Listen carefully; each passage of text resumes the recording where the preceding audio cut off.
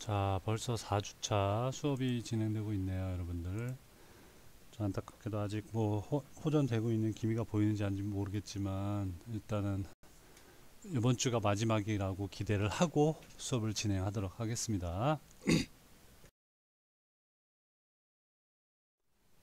자, 항공기의 특성 이번에는 온도계입니다. 온도계. 섭씨와 화씨가 있죠. 온도계는 여러분들 섭씨와 화씨 차이가 뭔지 아시죠?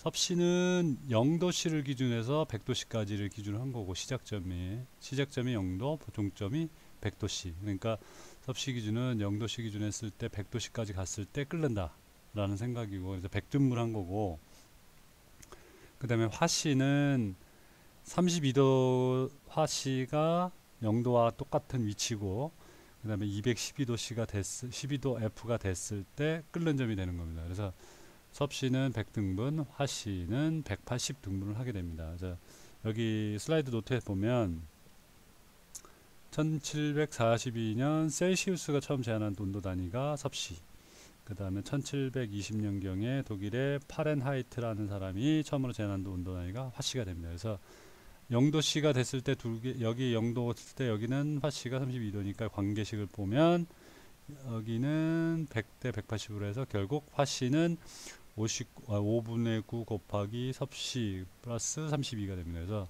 섭씨가 0도일 때 화씨는 32도다. 자, 여러분들 이거 수식이 하나 나왔네요. 가끔 이거 문제 뭐 그렇게 어려운 문제는 아닌데 이걸 물어보는 문제가 나옵니다. 근데 여러분들 선배들도 보면 이 문제를 냈을 때 틀리는 경우가 있어요. 이 단순한 식에도. 그러면 틀렸다는 이유는 뭐예요? 이 식을 안 외웠다는 얘기죠. 여러분들 꼭 기억해 두시기 바라겠습니다. 자, 그래서 온도를 측정하는 방법은 직접 측정할 부분에 감지부를 설치해서 온도를 감지하는 접촉식과 주변에 열이 발생하면 복사열이 온도가 올라가면 열이 발생하겠죠. 복사열을 감지해서 측정하는 거. 그 다음에 열이 발생하면서 나중에 불꽃이 생길 수도 있는데 이 불꽃에서 나오는 색깔로 온도를 나타내는 간접 측정 방법이 있습니다. 그래서 여러 가지가 있지만 항공기에서는 이렇게까지 하려면 좀 시간이 걸리고 불꽃이 나오면 이미 늦었다는 상황이기 때문에 항공기에서는 온도를 직접 측정하는 방법으로 사용하고 있다. 종류로서는 증기압식, 바이메탈식, 전기저항식, 그 다음에 열전상, 서머커플이 있습니다. 그래서 온도계 종류에는 우리 중요한 실린더 헤드 온도계는 CHT, 배기가스 온도계는 EGT, 그 다음에 외부 온도계는 TAT, OAT, 그 다음에 윤활유 온도계, 연료 온도계, 흡입 공기 온도계, 압축기구 온도계 등이 있다. 자, 그러면 증기압식 온도계를 보면 뭐냐? 액체는 열을 받으면 어떻게 되죠? 증발하잖아요, 그죠? 증발하면서 기체가 될 때 이때 밀폐된 용기에서 증발을 시키면 열을 받으면 증발성이 강한 액체를 넣고 증기압을 측정하면 증기압이 올라가면서 일정한 함수 관계가 유지되겠죠. 뭐 예를 들어 이렇게 됐다 그러면 이렇게 올라가겠죠. 이렇게나. 그래서 이때 그 물체의 온도를 구할 수 있는 것이다. 이때 주로 사용하는 증발성이 강한 액체는 뭘 쓴다? 염화메틸을 쓴다. 전달부인 모세관과 그 다음에 증기압을 측정하여서 기계적인 변이로 변화시키는 장치로 뭘 쓴다? 버든 튜브. 이때 중요한 게 증기압을 가지고 여러분들 측정을 하기 때문에 이게 세면 되겠어요? 안 되죠. 그래서 누솔 오차를 주의해야 된다. 아시겠죠? 버든 튜브는 뭐 여러분들 보시다시피 모세관 연결을 통해서 안으로 들어오면 이 버든 튜브가 변이를 일으켜서 증기압에 의해서 변이를 일으키면 니들이 움직이는 그런 형식이죠. 잘 기억하시죠? 자, 두 번째 바이메탈식. 바이메탈은 어디서 항공에서 좀 주로 많이 쓰입니다. 뒤에 서머커플하고. 자, 바이메탈은 뭐냐? 온도의 변화에 따라서 현저하게 구부러진 성질을 이용하는 겁니다.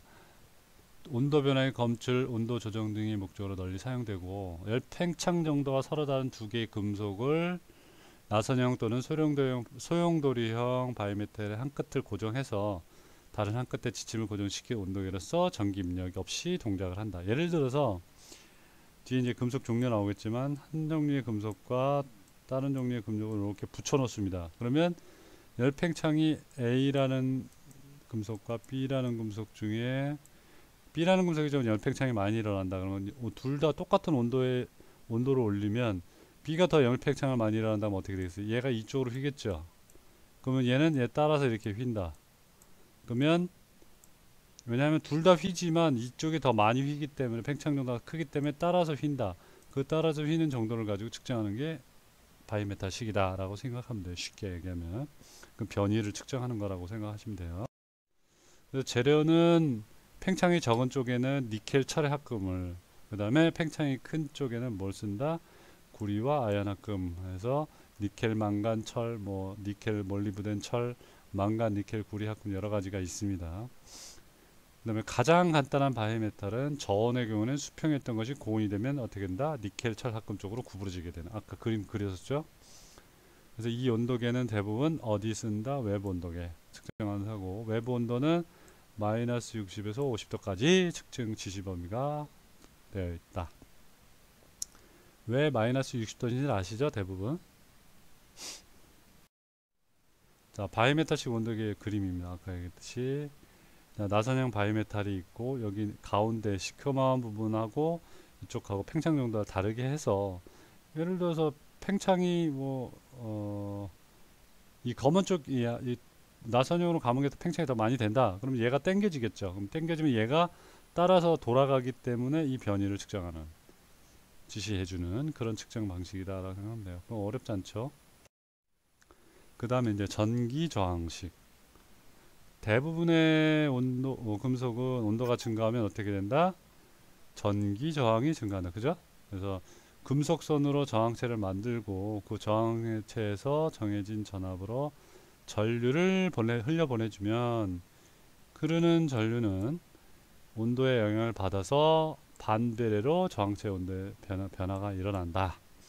따라서 지시 눈금이 온도 단위인 전류계 형태의 지시계로 그 저항체 전류력을 측정하면 저항체 온도를 알 수 있겠죠. 반비례니까. 올라가면 낮아지고 이렇게 되는 거예요. 낮아지면 올라가고. 그래서 저항체의 구비 조건을 보면 저항체의 온도와 관계가 직선적인 관계. 이렇게 예를 들어서 딱 직선으로 나와야지, 여기 있을 때 뭐가 나오고 쉽게 바로바로 계산돼서 나올 거예요. 이렇게 유선형이나 이렇게 돼 버리면 바로 이렇게 계산하기 힘들잖아요. 그죠? 그래서 직선적인 관계일 것이다. 두 번째, 저항은 온도 외의 다른 조건에는 변하면 안 된다. 당연하겠죠? 그 다음에 전기 저항의 개수의 변화가 크다라는 게, 전기 저항이 변하면 온도의 변화도 커져야지 측정 범위가 넓어지기 때문에 아주 정확한 측정 범위가 되겠다. 이때 표시도 잘 되겠죠. 그래서 이때 사용되는 재료는 백금, 니켈, 망간 등이 있다. 여러분들 이제 항공기에서 사용되는 백금 많이 쓰입니다. 우리 백금 어디서 또 사용됐죠? 왕복 엔진의 스파크 플러그 팁 쪽에 사용됐었죠. 잘 기억해 두시기 바랍니다. 자, 여기서 근데 이제 전기 저항식 계속 설명드리는데 63페이지에 보면 온도계 주의사항이 있는데 여러분들 꼭 한번 읽어보시기 바랍니다. 여기서 내용이 많아서 좀 뺐는데 일단 한 번씩 읽어보고, 가끔가다 객관식 나오니까 한 번씩 읽어보시기 바랍니다. 일부러 뺐어요. 읽어보시라고. 그 다음에 서미스터는 온도가 증가하면 오히려 어떻게 된다? 저항이 감소한다. 그래서 재료로서 온도 보상용으로 사용되고 온도 및 화재 탐지 계통에 응용되기도 한다.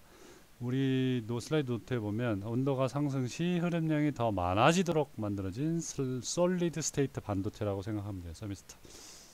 그래서 전기 저항식 온도계는 외부 온도계, 그 다음에 기화기 공기 온도, 윤활유 온도, 실린더 헤드 온도 여러 가지 측정할 수 있다. 전기 저항식입니다. 그 다음에 전기 저항식은 온도 지시계는 대부분 비율식인 피스톤 브릿지를 사용한다. 그래서 온도 변화에 대한 정값의 증감으로 인한 브릿지 회로의 불평형을 감지해서 전류로 지침을 움직이게 만드는 겁니다. 그래서 전원 전압에 영향을 받지 않으며 흐르는 전류의 크기도 관계없다. 다음 페이지에 보면 브릿지 회로, 피스턴 브릿지 회로가 나오는데 4개의 저항들을 연결해 놓고 1개의 센서 저항을 연결하면 온도 변화에 따라 저항이 증가하거나 감소한다. 그렇죠?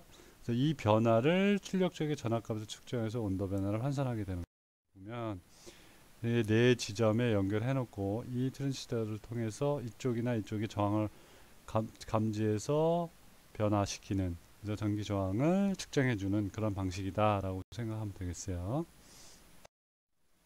그 다음에 마지막 네 번째로 열전상, 서머커플입니다. 서머커플 열전쌍입니다. 그래서 어디? 주로 고온에 측정합니다.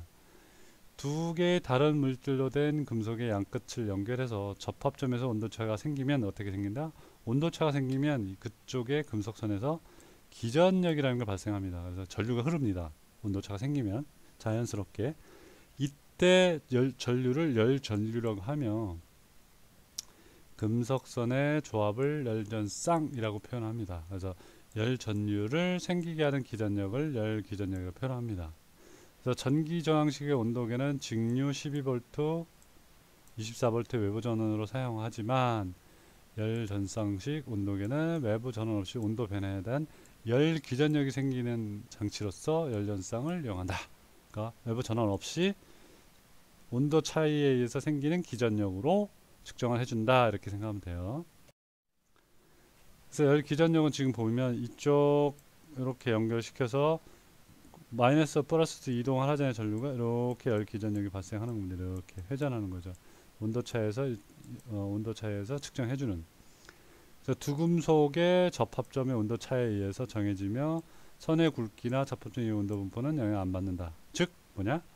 두 금속의 종류와 접합점의 온도가 일정할 때에는 열 기전력 다른 온도에 의해서만 정해진다 라고 생각하시면 되겠어요. 구리 콘스탄타는 구리와 콘스탄탄입니다. 구리의 55%, 니켈 45%, 최고 온도는 몇 도? 300도씨까지 측정 가능하다.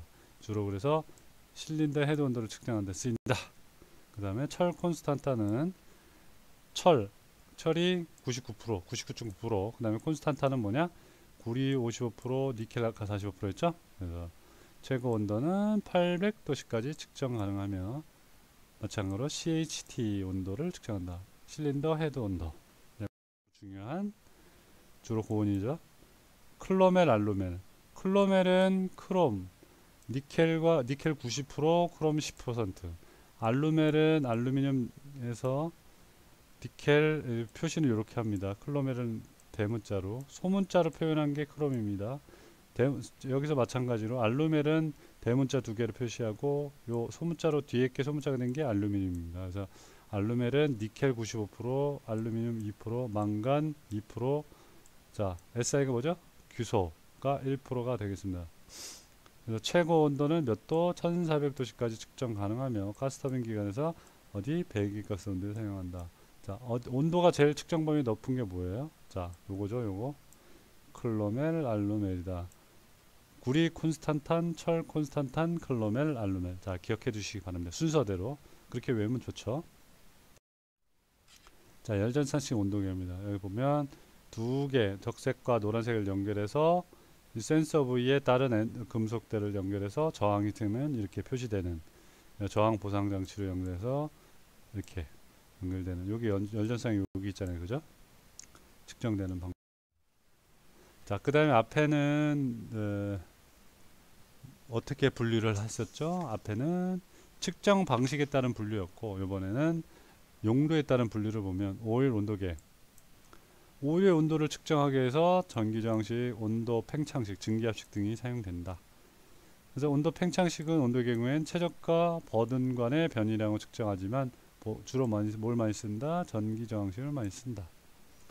이때 전기저항식 온도계는 오일이 기관으로 들어가는 부분에 배관에 장착해서 이 저항봉, 아까 저항봉이 있었죠? 온도에 따른 저항값에 의한 전류로서 오일을 측정한다. 그렇게 어려운 건 아닙니다. 그 다음에 CHT, 실린더 헤드 템퍼레처, 실린더 헤드 온도계. 실린더 헤드 온도계는 왕복 기관이 적정한 온도에서 작동하는지를 감지할 목적으로 장착된다.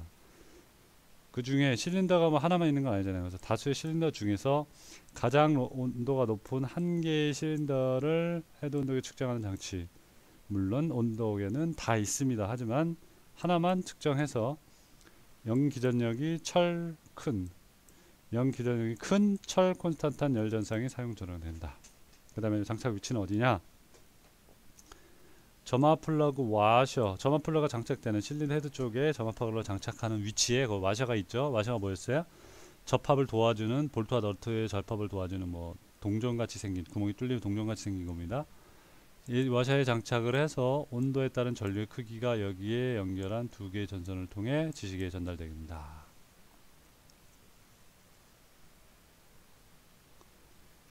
자, 그 다음에 배기가스 온도계. 왕복 엔진에서는 CATT가 중요하고, 그 다음에 가스 터빈 기관에서는 EGT가 중요합니다. 왜? 배기가스 온도 그만큼 중요하니까. 왜 중요하냐 보시면,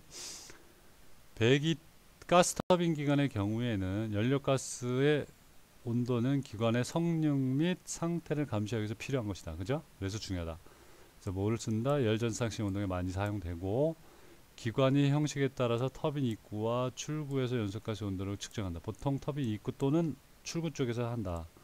그래서 온도 측정 방식은 TIT와 EGT가 있다. 그래서 터빈 입구, 터빈 인렛 템퍼레처는 TIT, 그 다음에 뒤쪽에 나오는 EGT가 있다. TIT 방식은 연소가스가 가스 터빈에 유입되는 장소와의 온도를 측정하는 거고, EGT는 어디요? 터빈 출구니까 연소가스가 가스 터빈 기관에서 배출되는 장소에서 온도를 측정한다. 그래서 즉 배기가스의 온도를 이용해서 기관 상태를 진단하게 되어 있다. 중요하다라는 거죠. EGT나 TIT가 너무 높으면 엔진에 어떤 문제가 생겼다라고 생각하시면 되는 겁니다.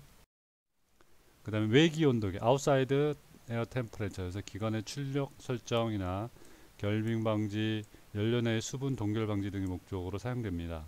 외기 온도를 측정한 이유가, 그래서 비행 중인 항공기는 매우 중요한 계기다 라고 알고 계시면 돼요. 그래서 이유는 고속 항공기 항법상 필요한 진대기 속도를 구하는 데 사용되기 때문에 외기 온도는 어디로 구분한다? 황법 계기에 분류가 된다. TAS 기억나요 여러분들? IAS, CAS, EAS, TAS. 자, 이렇게 했었죠. 마지막에 TAS는 뭐? 밀도를 보정해서 계산해주는 진대기 속도가 나온다. 기억나시죠? 용도에 따른 분류 보면 우리 책자에 나와 있습니다. 책자의 그림을 보면 67페이지 연료온도계, 오일온도계, EGT, CSD. CSD는 콘스탄트 스피드 드라이브에서 정속 항속 장치라고 생각하시면 돼요. 자, 첫 번째 시간은 여기까지 하도록 마치겠습니다.